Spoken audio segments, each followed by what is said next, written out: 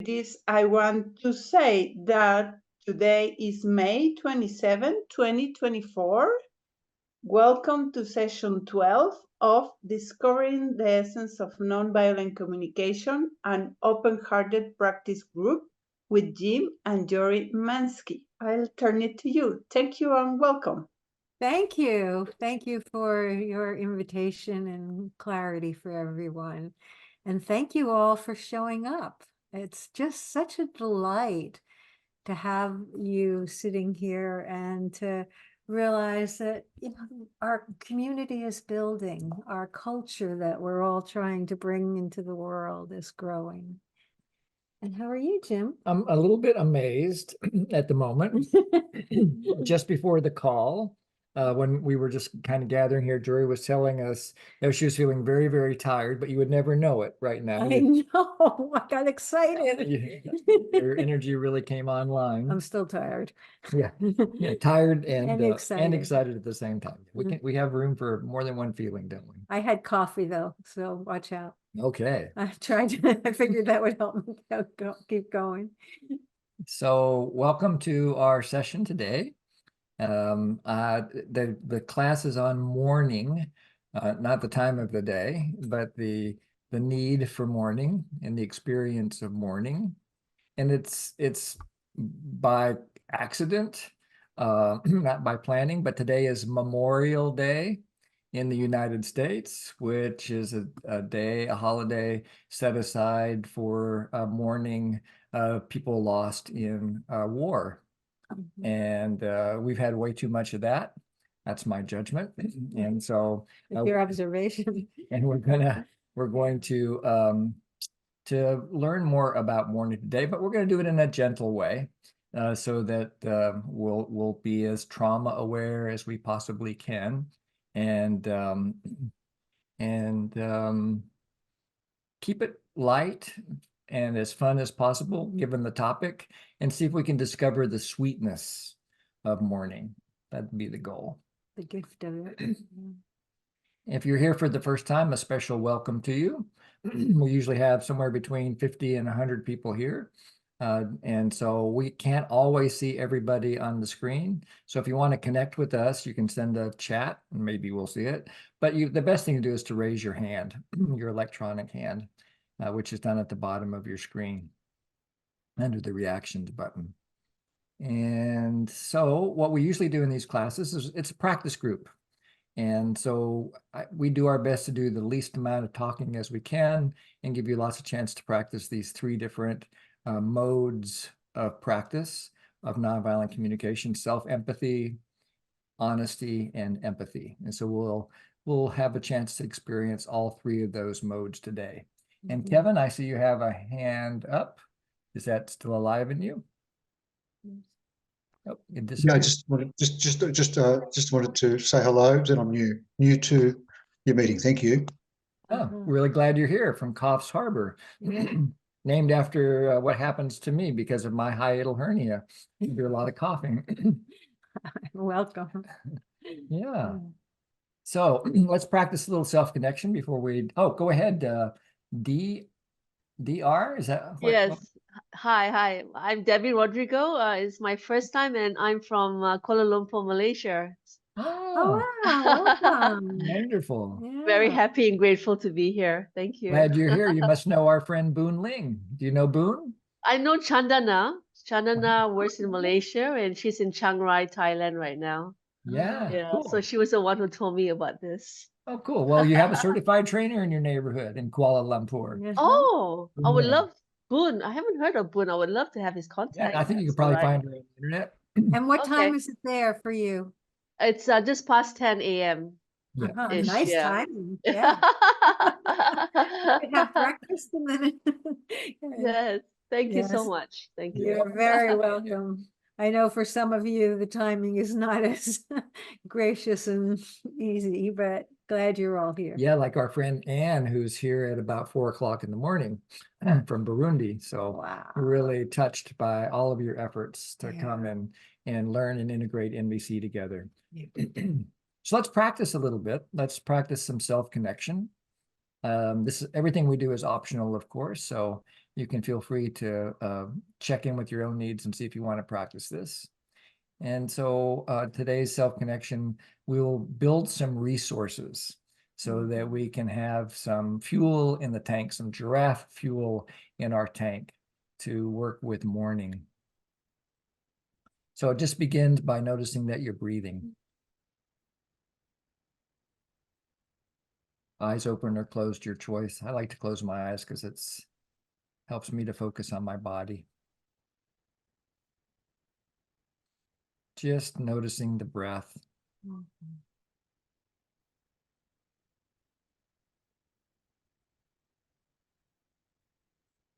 And as you breathe in, see if you can contact some kind of gratitude for breathing. This sweet breath coming into your body, nurturing all your cells. And then as you breathe out a wish that everybody breathe easily. Not all of our brothers and sisters can breathe easily for one reason or another, either health reasons or environmental reasons. So breathing in gratitude and breathing out a wish for well-being, a wish for ease.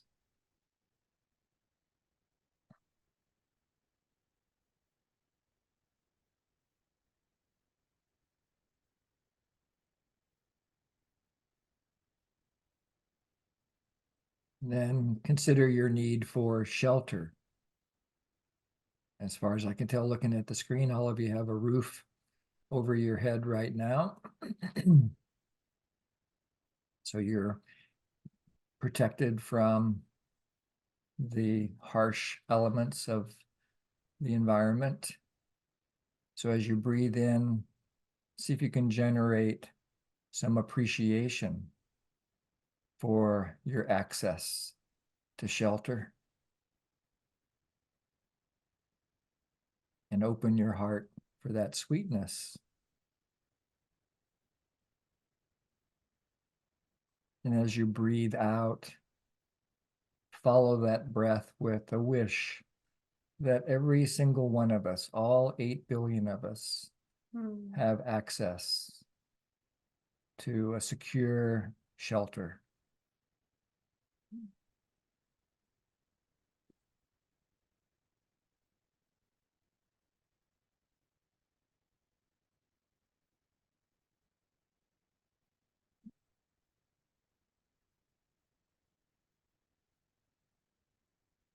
Then consider the need for food. And if you've had a recent opportunity to put food into your body, see if you can generate on the next in-breath some gratitude for that food that's sustaining your body, helping your brain and the rest of your organs to function.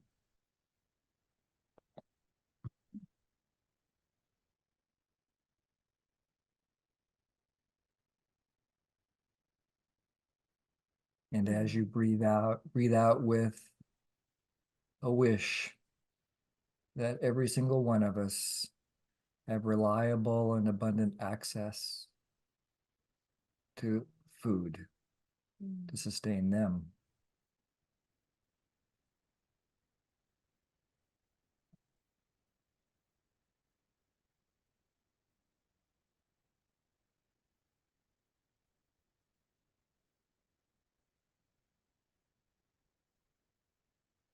And consider the need for belonging. Here we are all gathered in community with a common interest in nonviolence, communicating more clearly, compassionately. So we have an experience of belonging to one another, belonging with one another.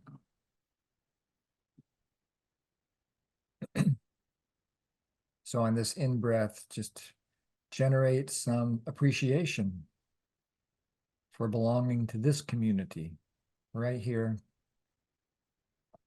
and right now.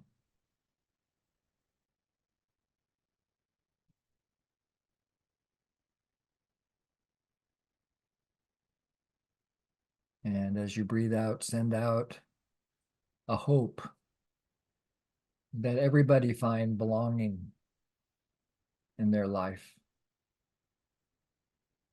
that everyone find a sense of community and the safety that comes with community.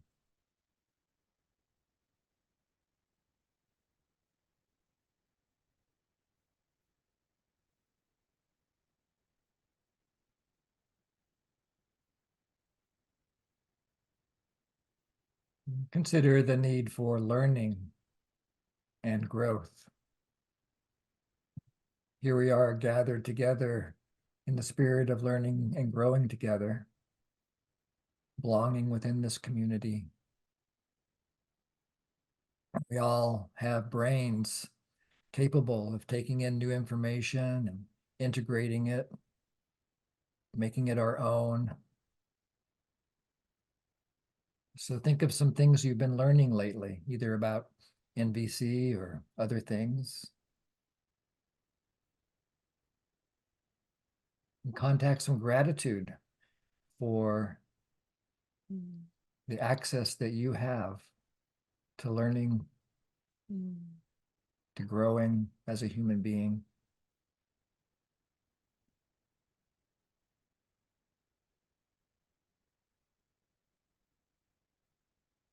And as you breathe in, experience that sense of appreciation for this shared learning we're having. And breathe out a wish that everybody, every child who wants to learn, every little girl, every little boy has a place where they can safely learn the skills they need in order to survive and thrive. Breathing in appreciation and breathing out this wish for abundant and reliable access to growth and learning.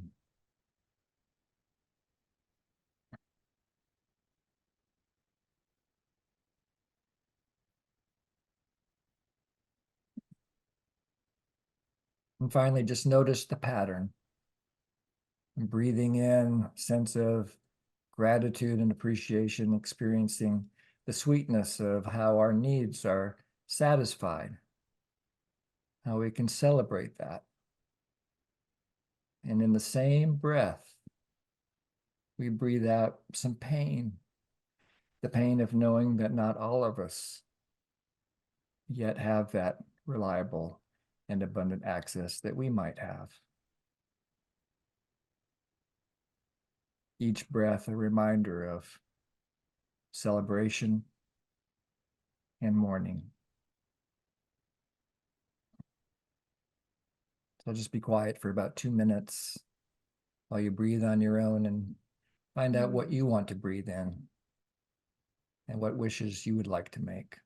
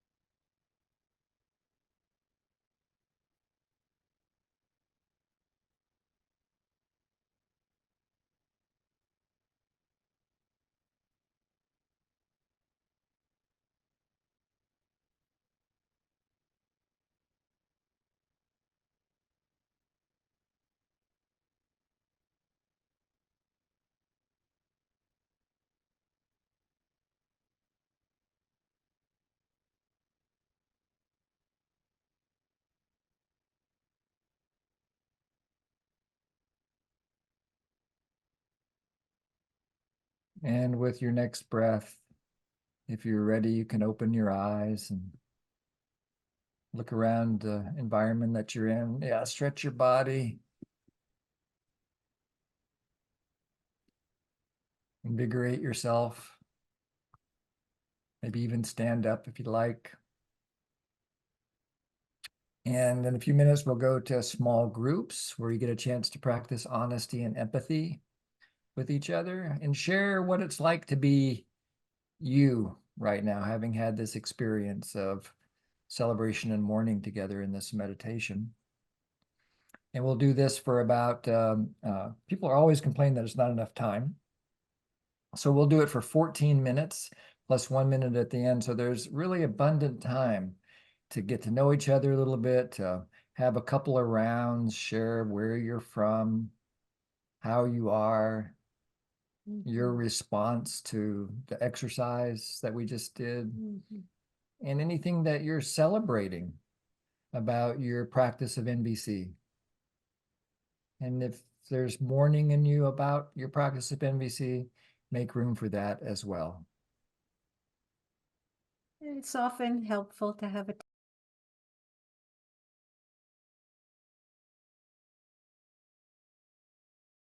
Stand by for Zoom. Whee!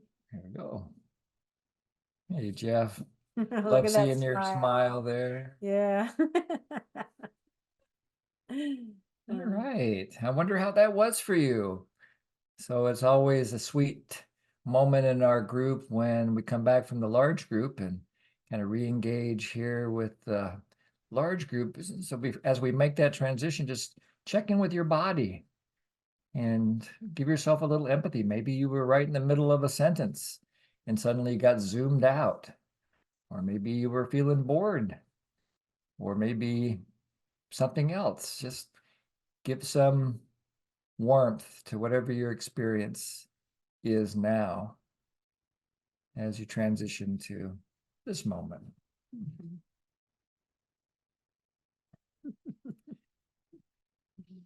And we love hearing voices, find out how you're doing and how it's going for you to practice NVC in your life, hear your celebrations and hear your challenges. Yeah, and increase the sense of connection too for all of us. So if you'd like to speak and be heard by our community, just raise your electronic hand and let's find out what you would like to say. As Marshall Rosenberg used to say, what's alive in you right now? Sherry. There you go. Sherry, hi there. Whoops. Where'd you go? She's down here. Hello, Jim, Jori, Hi. Hi. and all. I pause a little to see if somebody they do want to share, because right now I do enjoy. I don't know whether you can hear Yes. the birds. Yes. I am in big city, Shanghai, but birds, tree, flowers, sunshine, blue sky. How wonderful. And then I found out my inner voice said, it's time. I really want to let all of you witness my small mourning and celebration right now. Because for me, it's so fun and joyful. Just before, a minute ago, before the lead meditation by you, I received a text from a friend. We cut connection a year ago. The reason is this morning first, I stimulate her by my expression of gratitude to her. Wow. So I expressed, I said, actually, because she commented, it looks we all both are struggling for our relationship. Why not? Let's give up. We cut.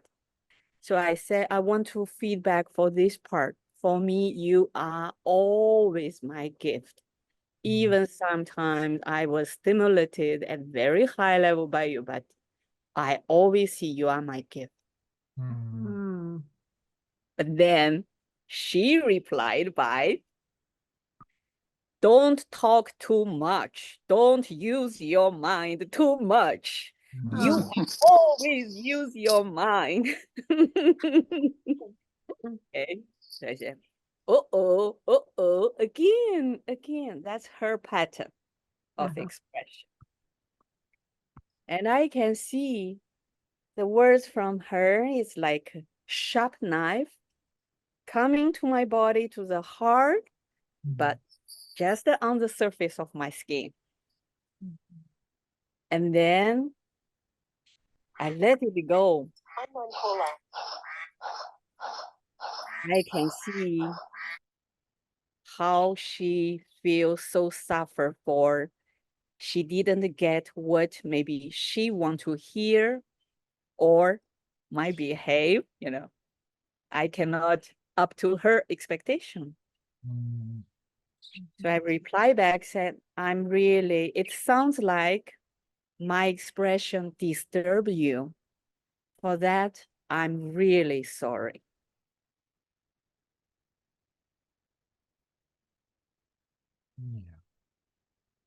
So for this part, fortunately, Jim, you just touched celebration and mourning. In my meditation, I see I complete my own dancing. When I receive the knife from her, of course, I know she not intentionally give me knife. And then I can let it go.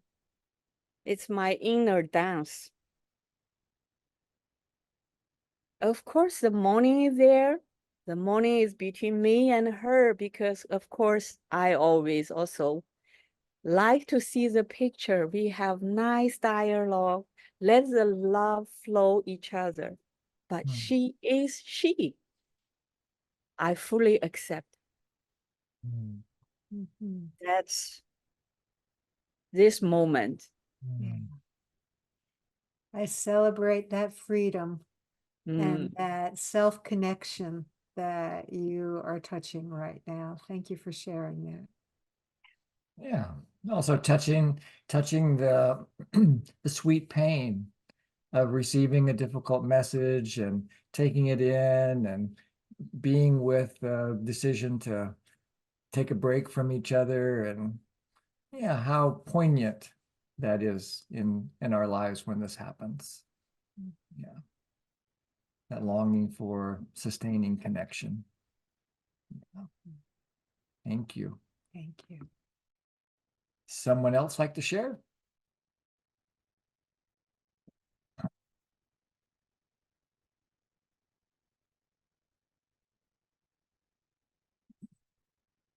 Yeah, Jeannie. Whoops, can't hear you yet. There, that's better. Thank you. Good to hear your voice. You know, I always find the breathing meditations very relaxing. But when I think of all the people in the world who are without the things that I'm so fortunate to have, I always think, exhaling is really not enough. No. Yeah. Wishing is not enough. Hoping is not enough. They're really noticing that longing in you to contribute to more needs being met. And for effectiveness too, yeah.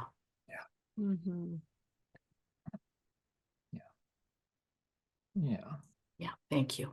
Thank you. And Thank you. I share that mourning. That's why I would do the work we do, because here comes some judgment. as my friend Susanna says, I'll put my sassy pants on. It doesn't have to happen. We have enough. For the first time in human history, we have not only enough, we have more than enough, so that no belly needs to go unfull tonight. It's just a logistical problem and a political problem. Yes, it breaks my heart. Yeah. Yeah. We need to cut it out. Yeah. Yeah. People who speak English will understand what you mean by that. If you want to say Otherwise, that could be confusing. What? Yeah, we just need to stop. We need to just stop repeating the old pattern of scarcity and celebrate our abundance by sharing it. Yeah. Yeah. Thank you, Yeah, Jenny. I have a lot to learn about mourning. Mourning kind of scares me because I'm afraid if I mourn, I'll become complacent. Right. Mhm. Right. Yeah. Yeah. Yeah. Thank And- you so much for what you bring here. You're Yeah. welcome. And I appreciate you saying that last thing you said about not wanting to become complacent, Yeah. to be really committed. Yeah. Thank you. Thank And you. Sarah Joy?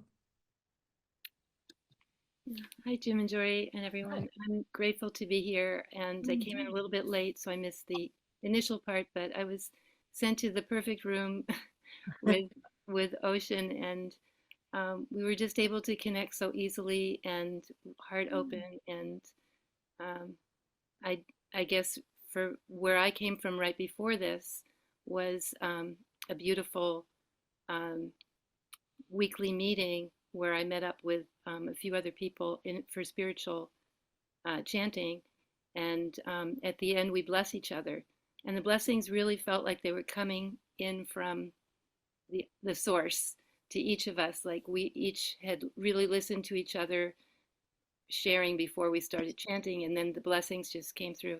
And I shared that. And also the fact that every morning I've been mourning about the in my life that I'm need to heal and I'm not getting the care from the system, which is I feel is broken.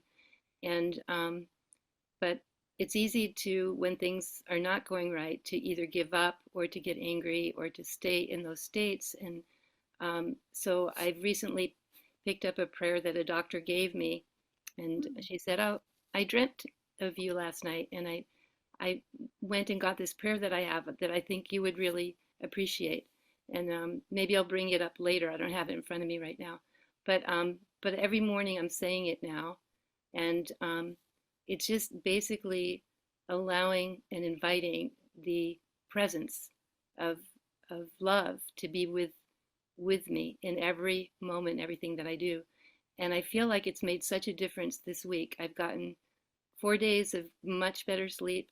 I've gotten, even though I still have this mourning that's going on, and a few days of really beautiful connections with people, and then places where I thought I was going to get 2 no's, I got 2 yeses with enthusiasm. And I was like, what's going on? It's like, and I think it's just an attempt when I am present, then when I ask for something, it comes out differently than when I'm not present or when I'm cranky or when I'm asking in a different way.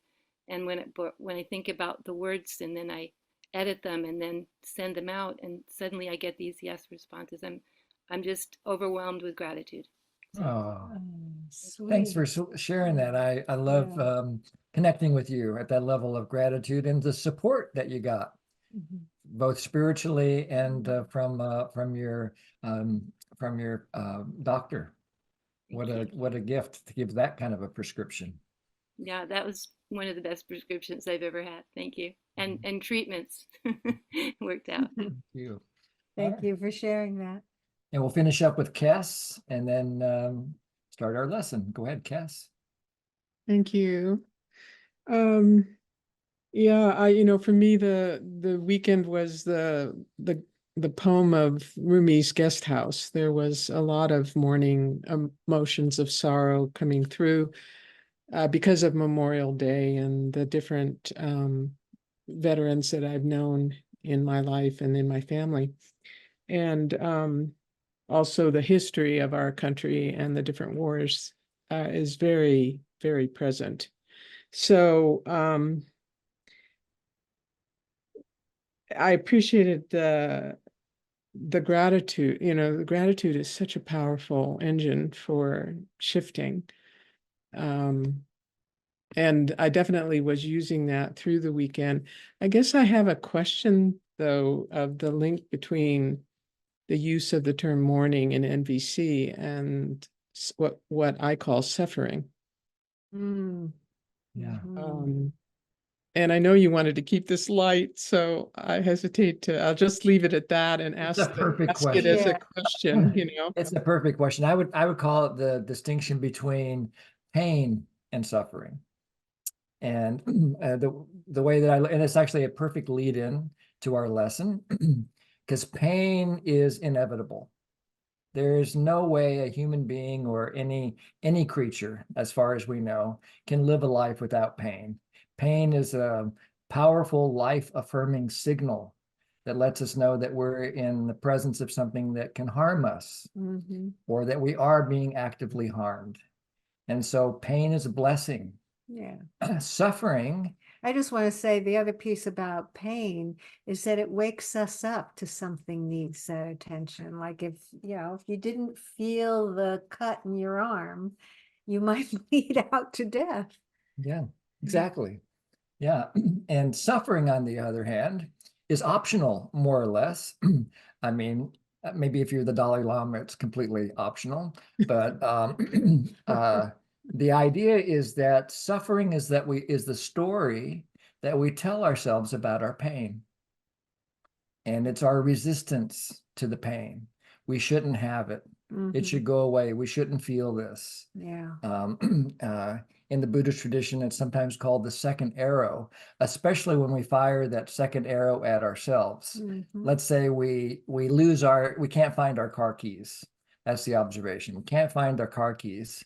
And so there's the natural pain of confusion when we can't find what we're looking for. And then we add the story. There you go. You're getting you're getting so absent-minded. You just don't have any focus. All these self-judgments come up.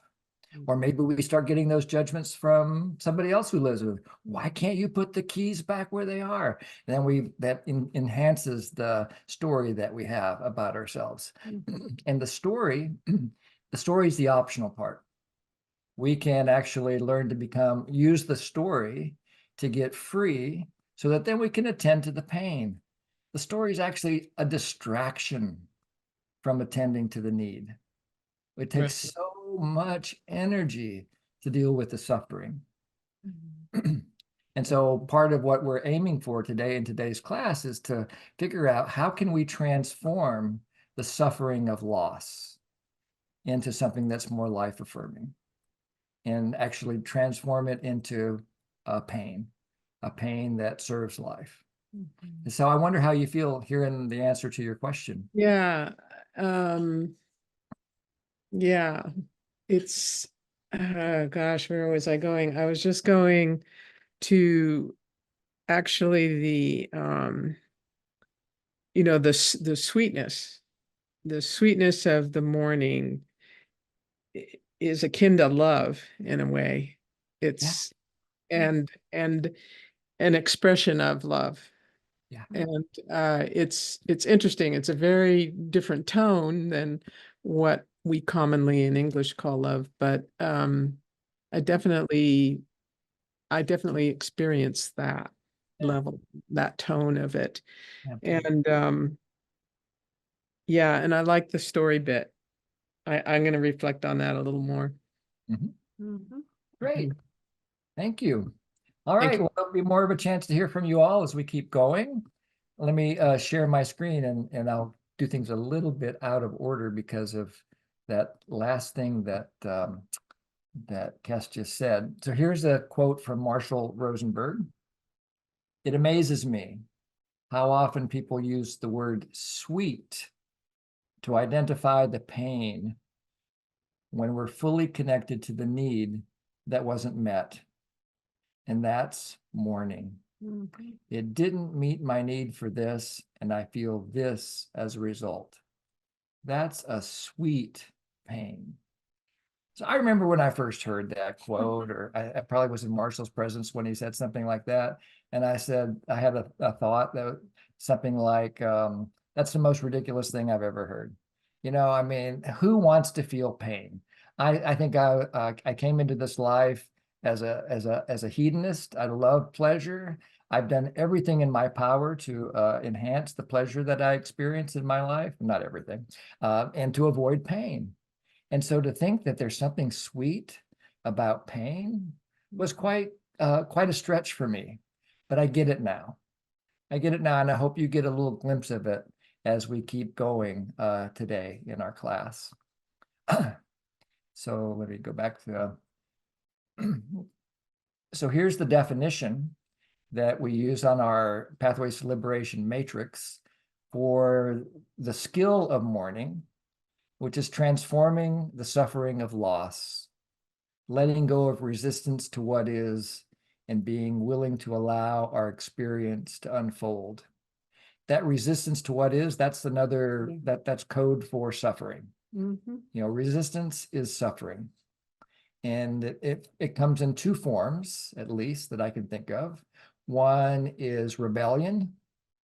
When we rebel against life, we become violent. We try to strike out as a way of dealing with our suffering. It makes perfect sense in the moment when I do it, and I always pay the price. And then the other way that we often try to work with our resistance is to submit. We just try to, like somebody said earlier in the check-in, we give up. Yeah. And both of those are anti-life. Both of us help keep us from actually connecting to the beauty of love, as Cass just pointed to, that's underneath that loss. The pain of loss emerges directly from love. I couldn't agree with you more. Thank you. So here's the pathway. We all start in this place like I was when I first heard this from Marshall, where I thought the pain that I experienced was somebody else's fault. My resistance turned out to be pretty futile, but I would resist loss at every possibility through blame, through criticism. I try to hide my feelings. Yeah, woe is me, poor me. Yeah, try to hide my feelings through some kind of addictive behaviors, something like that. And then suddenly, maybe with Marshall and maybe glimpses before I met NVC, I started to become aware of this tendency to resist and blame when I experienced loss. I got to become awake to the idea that there's another option. Yeah, it reminds me of asking Marshall about that, about the suffering. And he said, would it help? Yeah.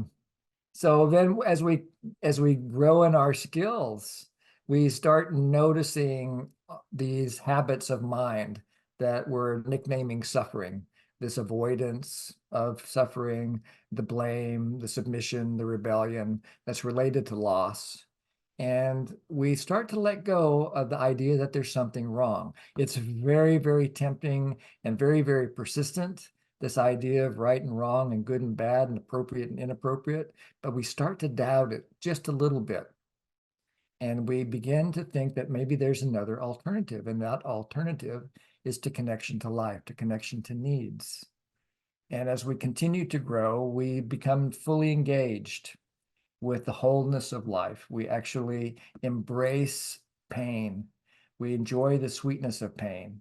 It's hard to imagine when I'm at the level of unskilled or awakening that you can enjoy pain.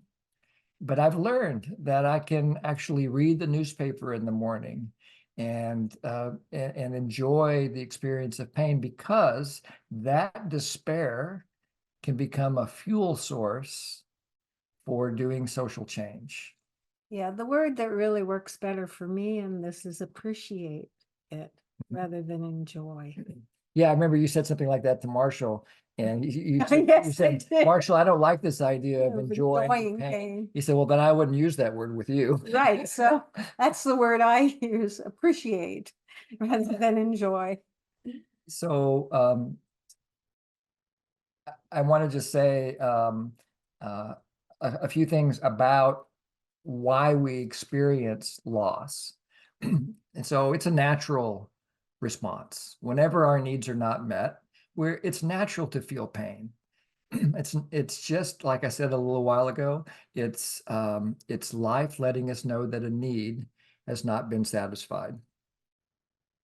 And someone asked in the chat, is there a PDF link to that shared screen? It will be in the classroom at after the class in a day or two, when we upload, when Marta uploads all of the stuff from the class, the handouts and the recordings and so forth. So you will get access to everything that you see on the screen. And so all humans mourn. So mourning is in that realm of universality. And it may be true, and we don't have any way of knowing for sure, but it seems to be true that other mammals mourn. It seems that dogs mourn. I mean, we're going to be taking care of our daughter Jaya's dog for a few days while she goes away to celebrate her birthday. And I already know what's going to happen. The dog's going to go into sadness and anxiety and mourning while Jaya's away. And so it seems very clear that other mammals mourn. There's evidence that elephants mourn the dead, that giraffes mourn the dead. Not giraffes, NVC giraffes, but those guys with the real tall necks. And so it seems like this might be universal amongst all mammals. And so it's emerging from our nervous system. There's this thing in our brain called a limbic bond. And this is a metaphor. There's not really a bond in the brain that you could see under the microscope, at least not with current technology. But these are the attachments, the healthy attachments we have to the things that we identify with. And so because we have these limbic bonds, we're perfectly designed to mourn. The other thing about mourning is that it's a process. Mourning, it's not something that, okay, we're going to do this 3-minute self-connection exercise, and then we're not going to mourn anymore about that particular thing. It might take however long it takes, and everybody has their own particular style of mourning. So because it's a process and not an event.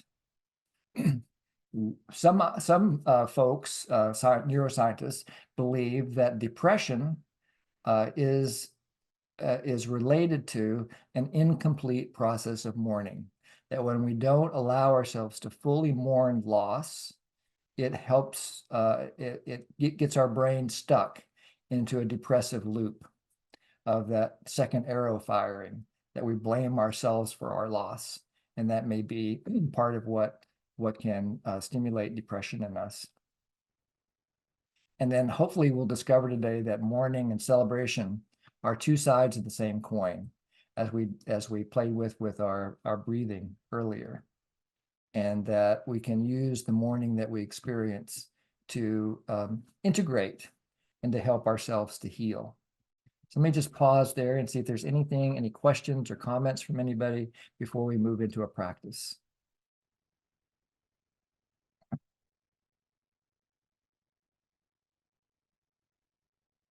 Yeah, Isabel. Thank you, Jim. I just wanted to share that just recently when I was celebrating something, mourning followed. It was sorrow.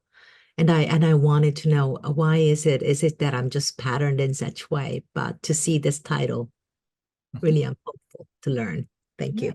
You're welcome. Thank you. Yes. Sue? Yes. So here I read this integrated one, fully engaged in the wholeness of life in the presence of loss. Yeah, that's what is. Is it possible for you to explain this with examples? I'm going to do better than that. I'm going to guide you through a process. Well, by the end of the class, you'll be able to explain it to me.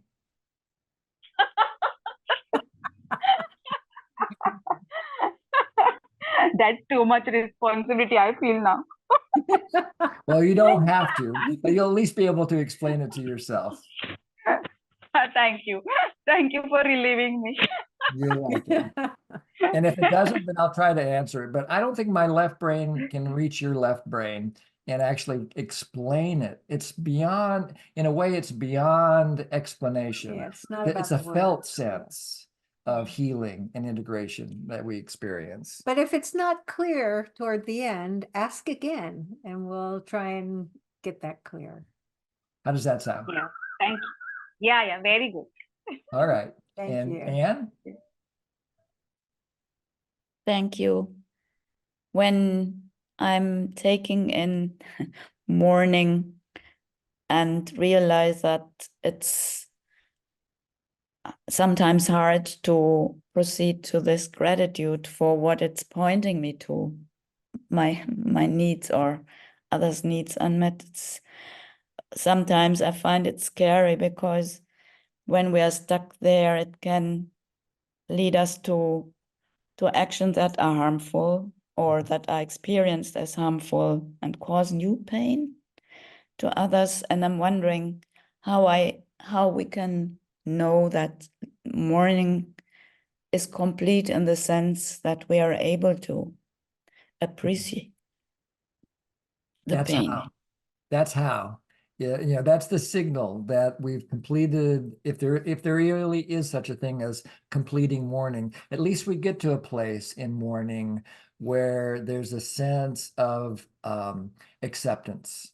Maybe it starts with maybe the path is something like this: resistance, tolerance, acceptance, and embracing. And so maybe we start with just being able to tolerate the loss and try to live our life in the face of the loss. And then maybe that helps us to begin our nervous system.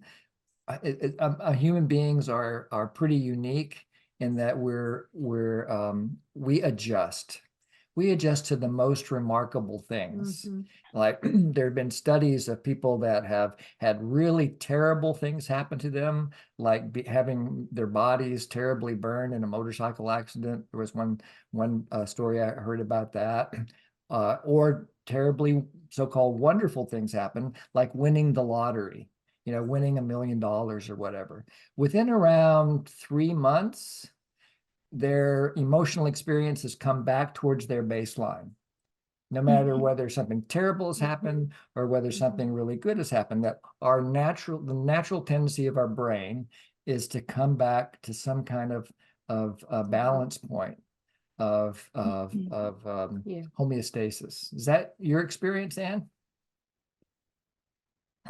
Yeah, thank you. And supporting others and sharing, I think, helps us a lot to get back to this balance. Yeah, thank you. It's the healing power of empathy, which, by the way, is next week's class, is about empathy. There's nothing quite like the medicine of empathy and self-empathy for managing the suffering and the pain of loss. Thank you. We'll go over that. That's the skill of that and the capacity for that. It makes a huge difference. So we'll do that next week. Thank you. Does that feel complete for now, Anne? Complete, and appreciated. Yeah, and I just want to say that I'm speaking from such a position of privilege.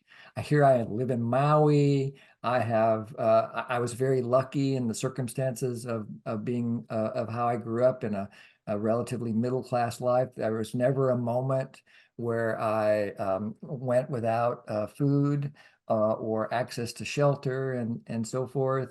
And even when we were a young married couple and had a new baby, we had government assistance when we needed it to get enough food on the table. And so I've always had this really lucky place. And so I know that I really can't speak for what it would be like to be in Rwanda or Burundi or Sudan or other places in the world where the suffering and the pain is immense. Yeah. So I know it's beyond my understanding, and that I've been somehow I couldn't do it. That's why I got this lucky, easy life, is I don't know that I have the capacity. So anybody that can do it, to do the work that you do in Africa, is deeply moving for me. So thank you.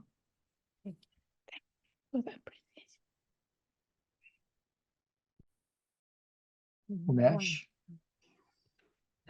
So you said that mourning can be used for integration. Yeah. Mm. Yeah. So will you go a little deeper in that? Okay. Yes, we're going to practice that starting right now. Perfect segue, perfect lead in to the practice. So you'll need something to write with for a little while as we start our practice.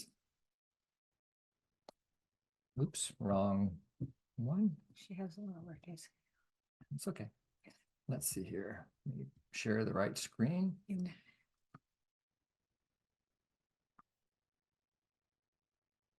Okay. So we're going to use these 6 magical questions to begin to transform the suffering of loss. And these are familiar to all of us, these basic questions: what, when, where, why, who, and how. We're going to go in that particular order with this process today. When I was in journalism school back in the 70s, of course, this is the essence of what good journalism is all about. This is when we're writing about pain and truth. This is where we're aiming, is to answer these questions with honesty and with clarity. So today we're going to guide you through a process of looking at these questions to work with your mourning. So the first step, of course, is the observation. We almost always start with an observation in nonviolent communication. And the suggestion today is that you pick something or someone specific that you miss, but on a scale of 1 to 5, with 1 being easy to be with and 5 being old traumatic pain, a loss that you haven't really navigated yet, pick something in the 1 or 2 range. Be gentle on yourself and allow yourself to be really present. Otherwise you'll get lost in it. Yeah. And use the wheelbarrow test. And so this is the wheelbarrow test just means that you make sure your observation is a physical object that could be put into a wheelbarrow, as long as the wheelbarrow was big enough. And so you could use a pet, an item that you had when you were a child, or that you had yesterday that got broken, but you probably wouldn't want to use a relationship. Because a relationship, it's a certain kind of a word that looks like a noun, but you can't put it into a wheelbarrow. And so pick something that's concrete and specific. And just write down what it is that you lost. Mm-hmm.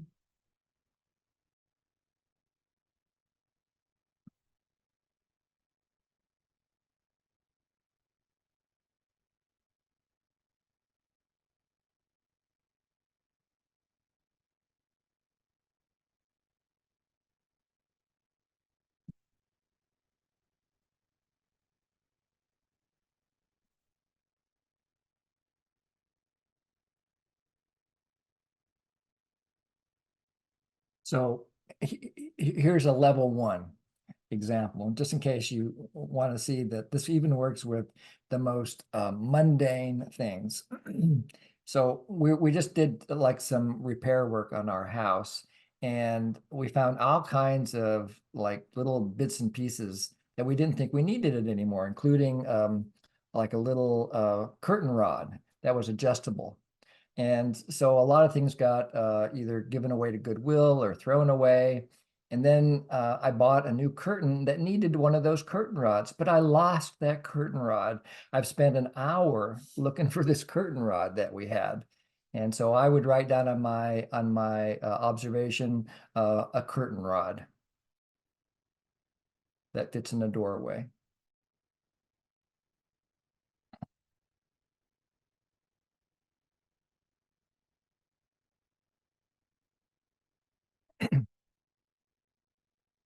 When you finish that, you can move to answering the question when and where.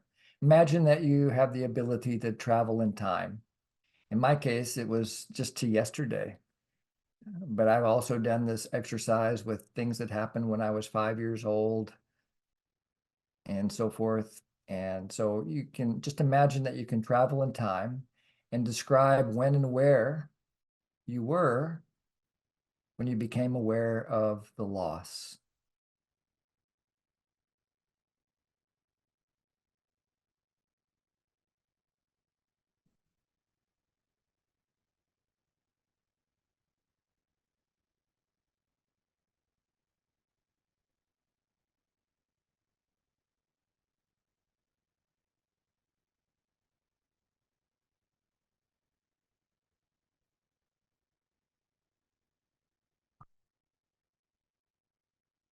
So this is the skill that we worked with in the second class of the series, second or third class. We're working with observing to really awaken our ability to use our 5 senses and to use our mind in order to come up with a concrete and specific observation to work with.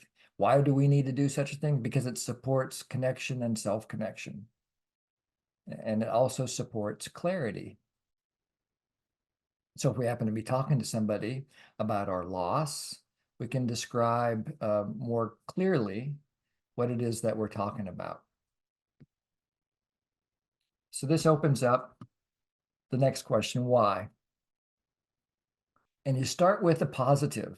What needs of yours were fed when this object was in your presence, or that you can imagine would be fed if the object was in your presence?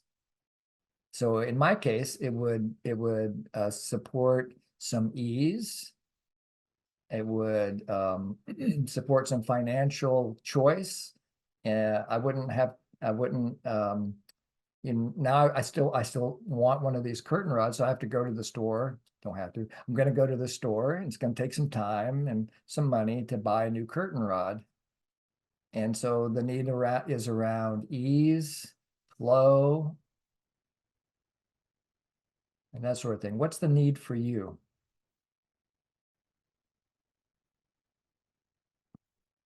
What's the need underneath the loss?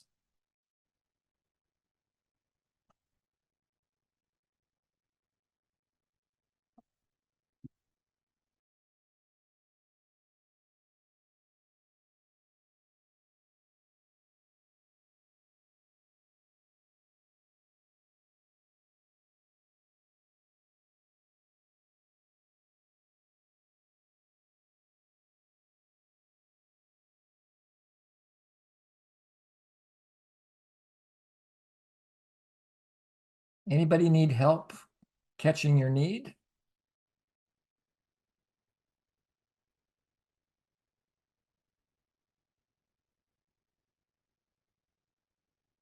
Pretty good. You're getting the concept of needs across well. Yeah. We'll be quiet for us, see a few people still thinking about it and writing. You might come up with more than one need. You might even go deeper. You might, yeah, go ahead, Patty. Can't hear you yet. You're muted. There you go. Voice. I've got the what, the when, the where, the why. I'm not sure about the how and the who exactly. Yeah, we haven't gotten there yet. We haven't gotten there yet. No wonder. You're exactly where we want to be. We just want to make sure that we got the why, which is the essence of NVC. Yeah. The thing that makes okay. NVC. Since we're there on the why, the why is this a loss for me? Yeah. Or mourning? What's important to you about this object? Yeah. Okay. That makes sense. Okay. Thank you. Yeah. Thanks for your question. Anybody else? Yeah, Isabel, was that a hand? Yeah. Yes. So on the surface level, I lost a jacket, and on the surface level, it's about it serves me during this climate. So I need it.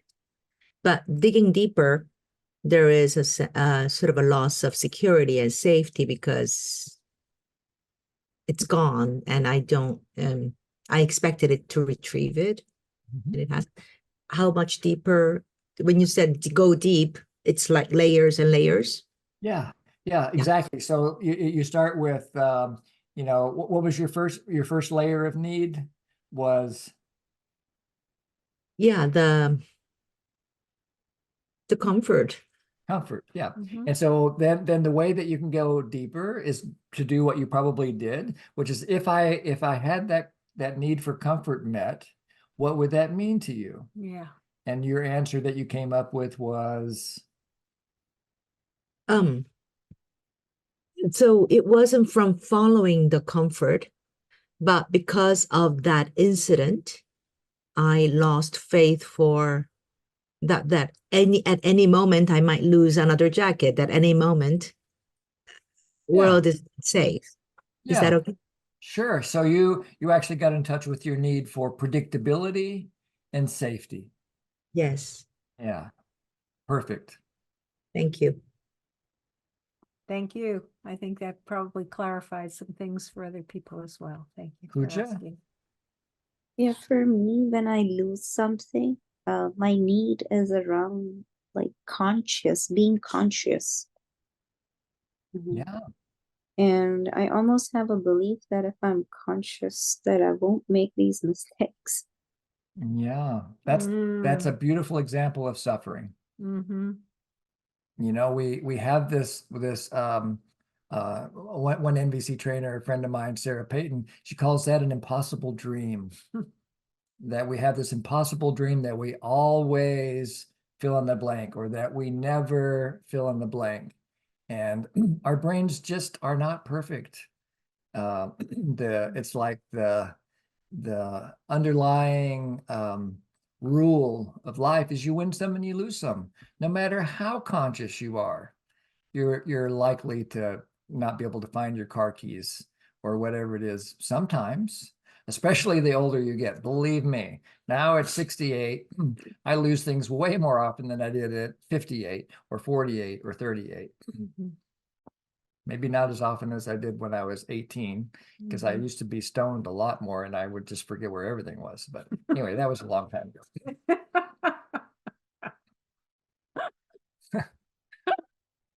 All right, moving on to the next question. Jim. Yeah. Jim, we have in the chat Annie that is asking if light is a need. Boy, I think so. Life? Light. Oh, light. Yeah, I think light's a need. It's universally required by plants for sure, sunlight. And I'm not quite sure what you mean by light. Yeah, it depends on your context here. We don't know what that means. It's easy for me to connect with light as a need. That it's something that nurtures me when I'm in the presence of light, whether it's sunlight or the warm light of someone else's heart. Well, there's lots of ways. Light in a way can be a metaphorical need as well as an actual need. Yeah, it's almost like it's the need to be able to see more clearly. Yeah, without light, we can't see. Yeah. Yeah. Sue, have we already answered your question? No, actually, I lost an internet connection, and I was with you till we did. When did that loss happen? May I request you to do it if you insist? Yeah. The next question is, why is that thing important to you? What's the need? And that's where we are. Yeah. So now you're up to date.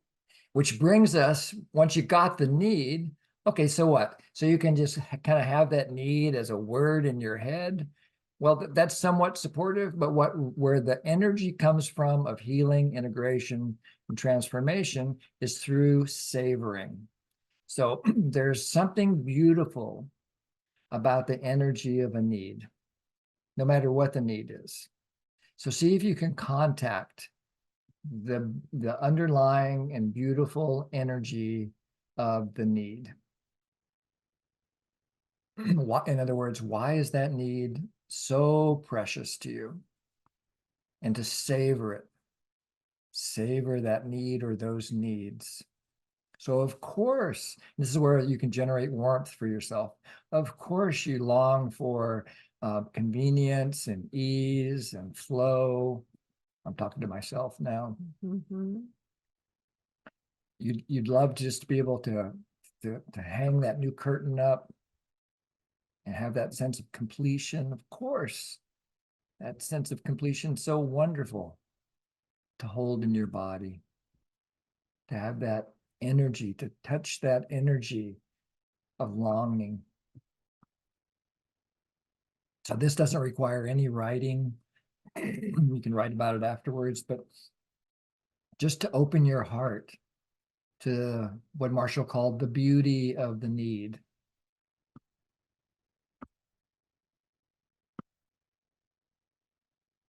He even went so far in this last few years as calling it beloved divine energy of the need.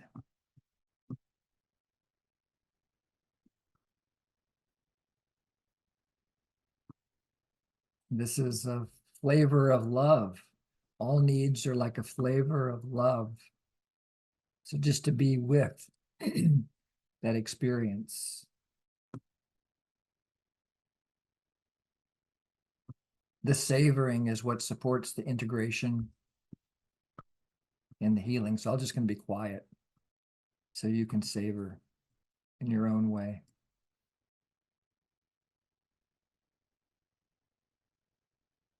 Sometimes it is helpful to put your hand on your heart or your throat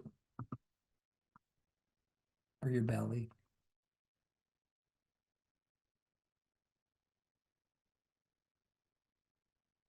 You might go back to that breathing meditation. Breathe in the need.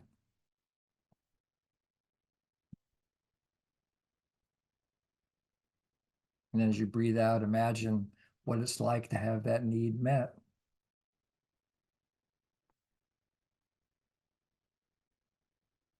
You can breathe in the mourning, the pain of loss. That sweet pain, you can breathe that in and breathe out a memory of when that need has been met, even though it's not met in this particular case.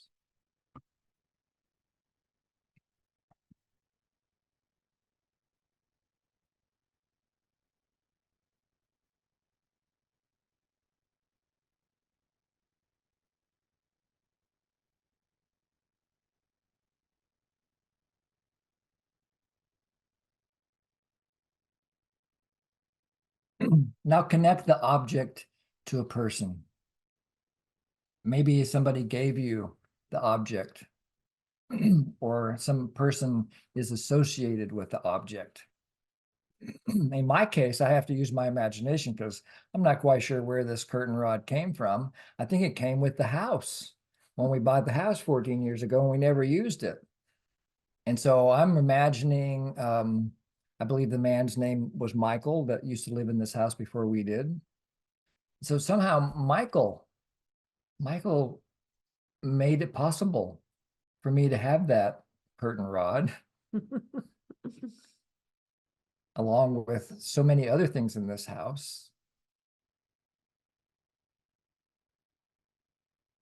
And now the suggestion is to, as you remember the person, that you connect with the object to deepen your savoring, to see that you're part of a system that includes you. And I can even imagine all the manufacturing steps involved in making a curtain rod and getting it to Maui for goodness sake. Some engineer designed this thing to be adjustable. 10,000 steps. And that I benefited from when I had the object.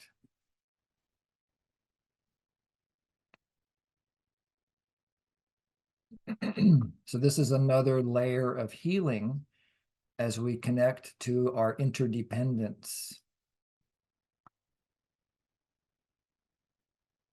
That we see that we're not alone with our needs. Mhm.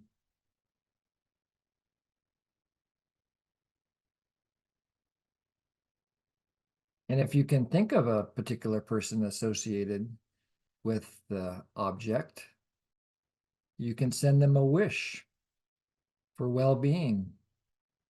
Whether they're still in the body or not, it's okay. You can still have a little prayer for their well-being, or a prayer of gratitude for how they've enhanced your well-being.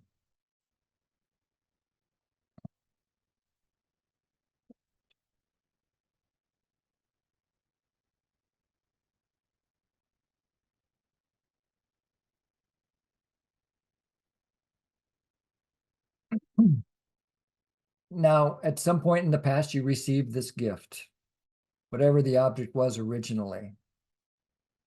How did it affect you that you had the object in the first place? Like Isabel talked about how she had this jacket, I think it was, and how it contributed to like comfort and protection from the elements. Maybe there was a quality of beauty.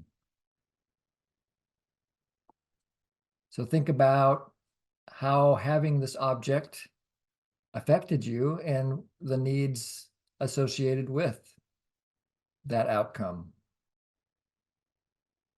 So yet again, another layer of savoring.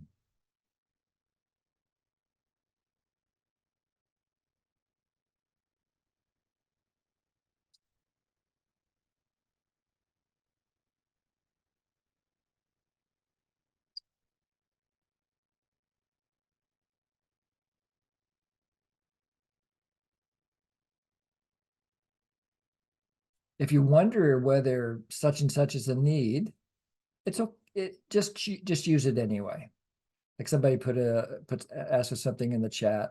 Is comfort a need? If it's a need for you, if it's a word that points to a universal quality that you imagine all of us need comfort, and that works for you, then go ahead and use it for the exercise. I don't really like debates about whether something is a need or not. It takes me away from the connection with the energy underneath the word. And sometimes it's also helpful to just say, and if I had that comfort, is there something underneath that? You can just ask yourself that, and that might clarify it for you. So 3 layers of savoring here as we're mourning. And one last piece about how now, from now on, how are you going to honor this object or this person?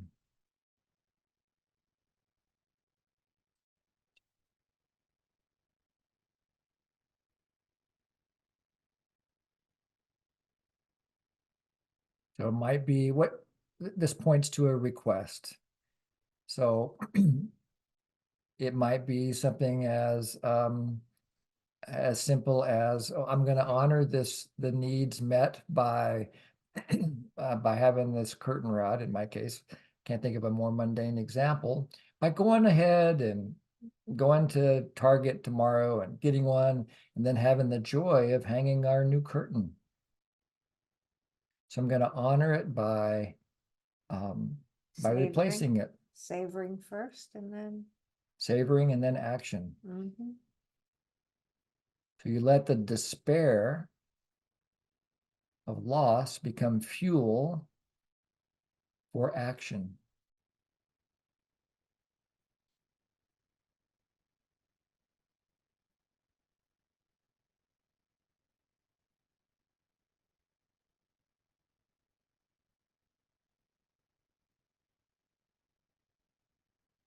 There's a couple of questions in the chat, which I will answer when we do the debrief.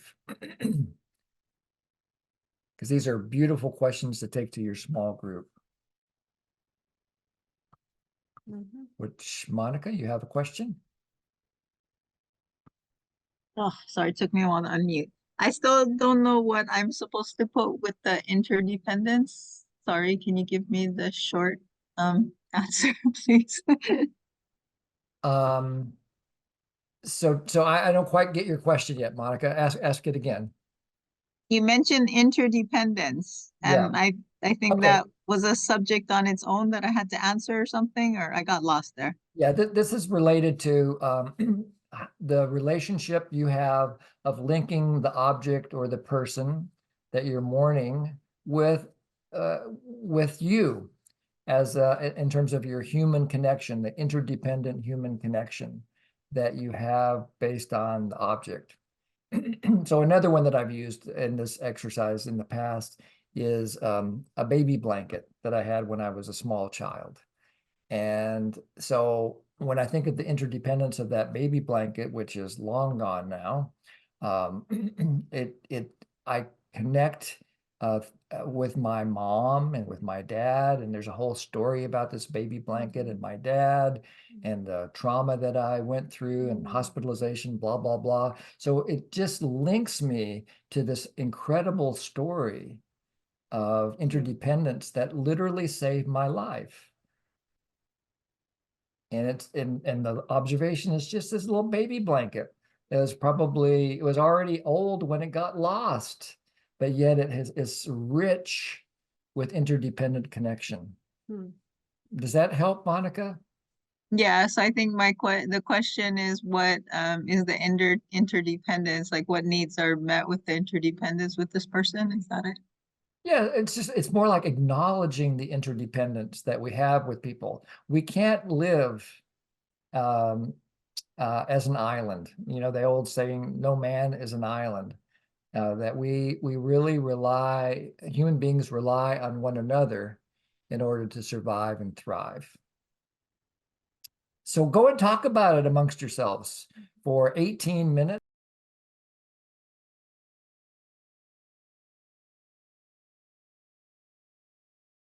So wonderful to have you back. So curious. I wish we had time to hear from every single one of you. And I actually just would love to hear from you, River. River, as we mentioned earlier, is an old friend of ours for almost 50 years. He's a certified trainer from Philadelphia. And I wonder what's alive in you about mourning, River? Am I breaking up or can I keep going like this? You can keep going. So far, You're so clear. good. So I'm reminded of like the object was a silk scarf from a spiritual teacher of mine, and I'm left now with this mourning process that what the scarf represented, I can never lose. That I know that connection, I know the learning that I have. So more poignantly, using a small example was helpful to really taste the sweet pain that Rosenberg referred to. So I'm really grateful for my partner, Joanna. We had a really remarkable time and the time before too, our third partner who I didn't see. So that seems like enough for now. Is there more you want to hear from me? That's beautiful, River. Beautiful. Thank you. Thank you. Thank you. Anyone else like to share anything? Especially you, Sue. I want to know how you're doing. Let's see. I don't see. She could be on the other page. Maybe. But anybody, love to hear from anybody. We got about 4 minutes left. Oh, don't all shout at once. What did you experience in this practice of I call it easy mourning, but like River mentioned, even if you choose something quite small, it can actually take us to a very deep place. Yeah, Asta. So I connected with my mourning for my need for beauty. And it's not one of the needs that I place very high on generally. Yeah, and so when I lost what I did, I noticed this frustration and then I moved on because I was like, well, I have many things that can serve my needs. And at the same time, and that's true. And at the same time, there is this about this particular thing that I value, and it's just giving some time to fully nurture it can actually help me access more needs that I care about, which I otherwise don't.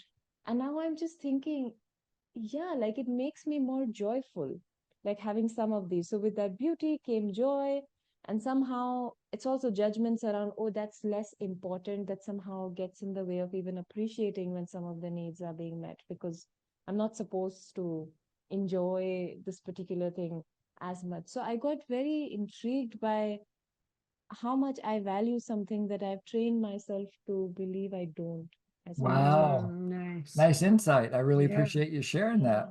You too. Yeah, thank Yeah. you. I appreciate your Yeah. And just vulnerability. And I love your clarity. It just touched my heart as you pointed to exactly what we are pointing at. Thank you. Yeah. Thank you. Monica? We had a question in our group, what was supposed to happen with the who?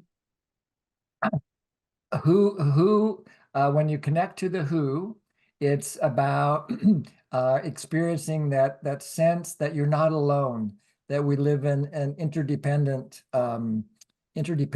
universe. Now, for those of us here in the West, I think our minds have really been conditioned to think that we are strong individuals and we can go alone and do it all by ourselves. And so I think we need healing about our interdependence. And so this step is really designed to help us acknowledge our interdependence.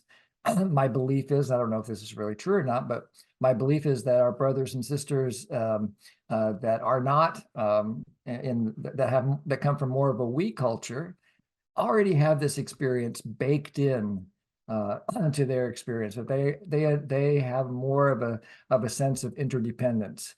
But the whole point of the who question is to see that we're not alone, that we're doing this together. Does that make sense, Monica? Yep, thank you. Yeah. Got clarity. Thank you. And Juliana? Hi, Juliana. Thank you, Jim, for this session. I just want to share this, which gives me a lot of strength and energy. Grief is praise. It is the natural way love honors what it misses. Grief is the celebration of love. Yeah. Wow. Grief is a celebration of love. That matches my experience. Yeah. Like I lost my brother when he was only 42 years old, and that was about 25, 30 years ago now. But that sweet pain is love. I still feel the love for my brother. The same for my parents. The same for pets that I've lost. That mourning is the experience of love that we have when the person or the object is no longer present. Mhm. Yeah. Thank you. Thank you. So we're at the top of the hour, the end of the class. I really appreciate you all being here. I want to just read a couple things from the chat just because they're so precious from the morning for the recording. Irina shares, through this process of savoring needs, I also learned about detachment, especially from material things. And Joanna shares, a mourning is a roadmap to appreciation. Break down to break through. Now that's the two sides of the coin there, celebration and mourning. And Sophia from Japan, the loss of the physical, the texture that was offered to me lives in me. And I can imagine what I cherished and what I would voice like an in. I think of mere absence of presence, and the sweet sensation gives me the courage and the strength to act from love. I lament that the world has become lonely. Wow. Yeah, thank you. Thank you, Sophie. So And there's all of you, thank you. And Juliana, there's a request that you share what you said in your chat, if you can, in the chat, if you can. Next week, we will cover empathy. We will begin to scratch the surface anyway of empathy. We've been doing it every week, right? So we've been deepening, and now we'll discover next week what empathy is and what it isn't, and make some distinctions that I think can really support us in our our practice of nonviolent communication. Yeah, and not just the practice of it, the actual living with the depth of it, the truth of it. And we have an after party. I've already opened it up. I figured out, I finally had the insight today that I could open the chat on the other computer that's upstairs. And so we won't be there, but if you guys want to go hang out and finish talking with one another, feel free to go to the link in the chat. To the link in the chat there, and it'll take you right there. Mhm. And with that, I'm so grateful that you were here to celebrate and mourn with us today. And I look forward to being with you next week.